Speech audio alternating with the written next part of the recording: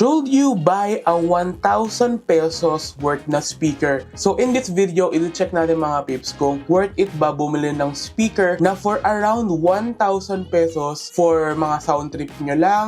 QCY sent us itong speaker nila which is yung SP2. Check natin in this video kung ano ba ang makukuha mo for a speaker na worth 1,000 pesos. So hello mga peeps, my name is Daniel Estrella. Welcome back to my channel. So without further ado, let's get started mga peeps.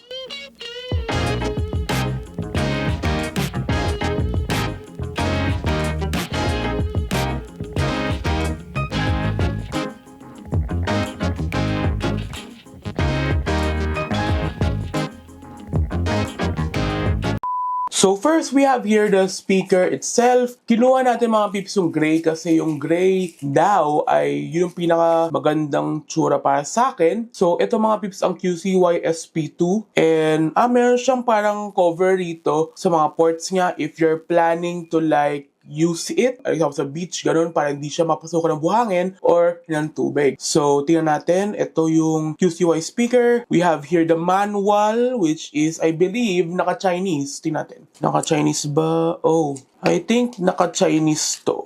Yes, naka-Chinese. Ay, yung kabilang side pala. Wait lang. Ito, naka-English. And, wow, may ano siya, SD card reader siya. So, pwede mo siya gamitin, for example. And sorry pala mga peeps kung may mabakat lang voice ko na yun kasi galing lang sa sakit. So, yes. Meron siyang Type-C cable na kasama. And yes, ito yung Type-C cable niya at Type-C to USB cable. So, mga peeps, check natin yung mga niya, buttons niya. So, we have the power, minus, plus sa volume, and yung play and pause. So, this is how a speaker na around 1,000 pesos get us. So, buksan natin kung makakonect natin dito sa cellphone natin. So, let's Bluetooth it to, and makikita natin na ito ay lalabas bilang QCY SP2. Press natin yan. Ayan, nakakonect siya mga peeps. Simple lang yung design niya for around 1,000 pesos. And tingnan natin yung audio ng speaker na ito. Basically, parang basic lang siya na speaker for around 1,000 pesos. And try natin na yun mga peeps kung maganda ba ang audio na ito with a little bit of Not For Nothing by Otis McDonald. Siyempre kasi yun yung non-copyright na kanta. So, let's go. So, ito ang 50% volume. And this is the full na volume. Na natin na konti. Wait lang. So, una halata ko dito mga peeps pala ay parang ang lakas ng bass niya para sa akin. Which is, yun naman talaga, ganun naman talaga peeps sa mga speaker. Laging malakas ang bass pag ganitong kahalaga. And masabi ko mga peeps na maganda ang build quality niya. It is a rubberized finish. And meron siyang plus and minus dito if you want to control the audio on the speaker itself. Meron siyang play and pause. Yan, mag-play ba? O hindi? Ay, hindi play. Ayun, nag-play na.